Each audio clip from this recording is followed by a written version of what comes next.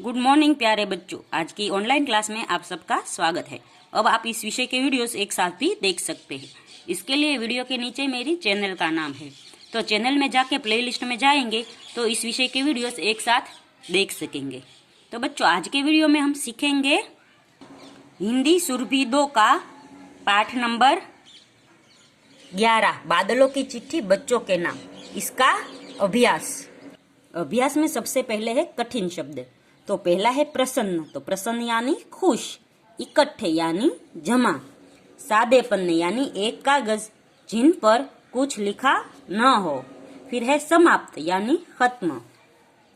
आगे है श्रुत लेखन। तो रंग, रंगना, रूप, मक्खन, पसंद, लहलहाना, वर्षा और पन्ना। फिर है मौखिक प्रश्न। तो पहला प्रश्न है बादल कैसे बनते हैं।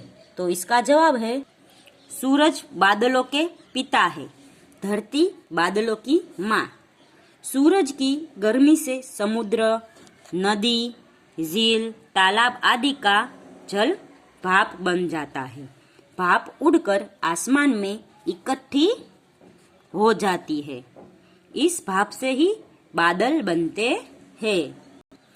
दूसरा प्रश्न है कौन किसको पत्र लिख रहा है। तो बादल है वो बच्चों को पत्र लिख रहे हैं। आगे है सही गलत। तो पहला प्रश्न है बादलों का आकार कैसा होता है। तो बादलों का आकार पहाड़ सा भी होता है, हाथी सा भी होता है, यानी 3 नंबर का सही होगा, दोनों उत्तर सही है। फिर है काले बादल देखकर कौन खुश हो जाते हैं।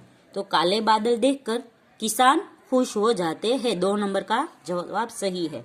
फिर है बादलों का पिता किसे बताया गया है। तो बादलों का पिता सूरज को बताया गया है, 3 नंबर का सही है। फिर है प्रश्न नंबर 1, दिए गए प्रश्नों के उत्तर लिखिए। तो पहला प्रश्न है काले बादल देखकर कौन कौन खुश हो जाते हैं। तो उसका जवाब होगा काले बादल देखकर किसान, मोर, मेढक और बच्चे खुश हो जाते हैं। दूसरा प्रश्न है कागज की नाव बनाने के लिए हमें कैसे कागज का प्रयोग करना चाहिए।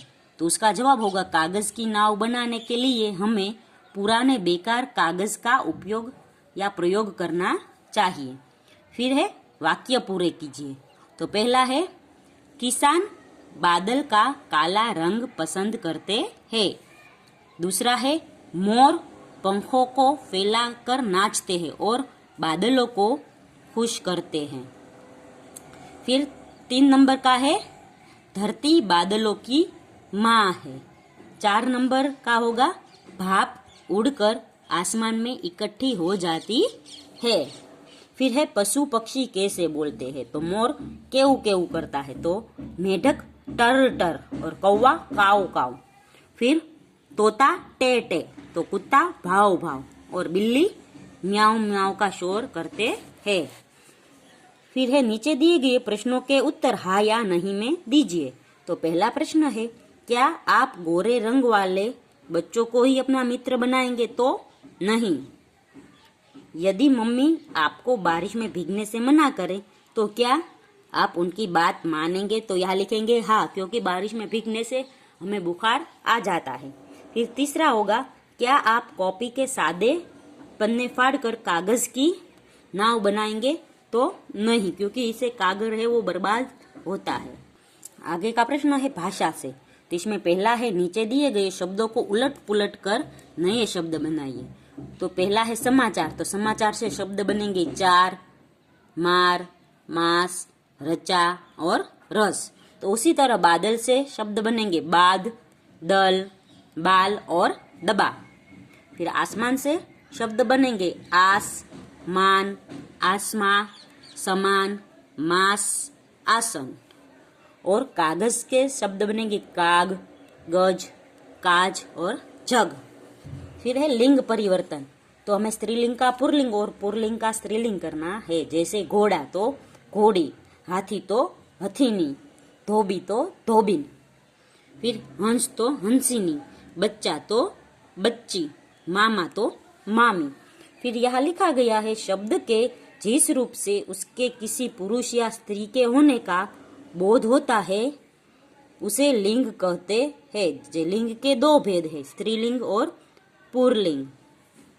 यानी शब्द के जिस रूप को हमें पता चले कि ये स्त्रीलिंग है या पुल्लिंग है, उसे हम लिंग कहेंगे। आगे है एक चित्र देखकर सरल वाक्यों में लिखिए कि वर्षा कैसे होती है। तो सबसे पहले का सूरज की गर्मी से समुद्र, नदी, झील, तालाब आदि का पानी भाप बन जाता है।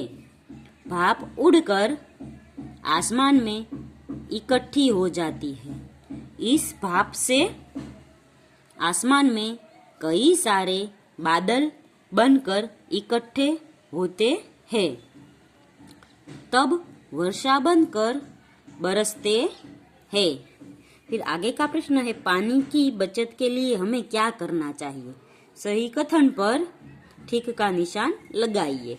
तो पहला है, ब्रश करते समय हम नल खुला नहीं छोड़ेंगे तो वो सही होगा।